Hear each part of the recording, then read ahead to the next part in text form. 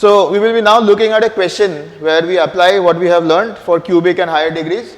So let's look at that question.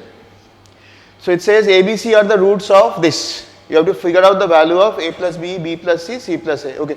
So if ABC are the roots, then we can first write x cube minus px squared plus qx minus r is brackets x minus a times x minus b times x minus c. Oh, in fact the roots were, yeah, ABC are the roots, correct. So this is what we have. We don't have to put a constant here because we clearly see that this is 1, so this will also be 1. Okay.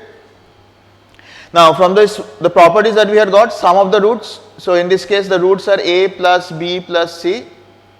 Sum of the roots is minus b, the second term, which is itself minus p by 1. So a plus b plus c is p. Okay, a plus b plus c is p. Second, 2 at a time, ab plus bc plus ca would be plus the second term, which is also positive, q by 1. So it will just remain q. Finally, the product abc will be minus the last term, which is minus r. So minus of minus r by 1. So it's just going to be r. So this is what we have. So one simple way of doing this question is you just expand this and then plug in this. So let us do that. Then I'll give you a quicker short way of doing this. So this will give us, if I multiply the first two, ab plus ac plus b squared plus bc. It's already becoming complicated. See. Now you will multiply that with c plus a. So that's going to be even more difficult. So instead of that, what we can do is make a small substitution. What substitution should we do? From the first line, if you look, a plus b plus c is p. So what is a plus b? Can I write p minus c for the first term? Then p minus a for the second term and p minus b for the third term. Right? So now, if this is the case, let's multiply out. We get p cube minus the two p's get multiplied with a constant. So how many terms will you get?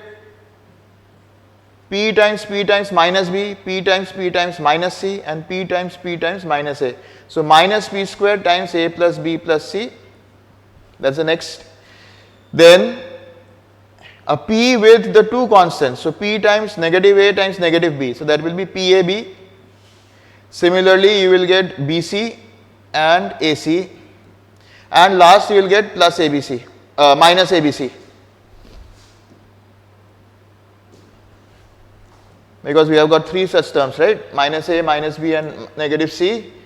So we will be getting negative a, b and c. So now let's substitute.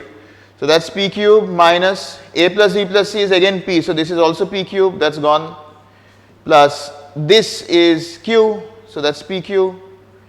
And this is r, so we have pq minus r as our answer to this question.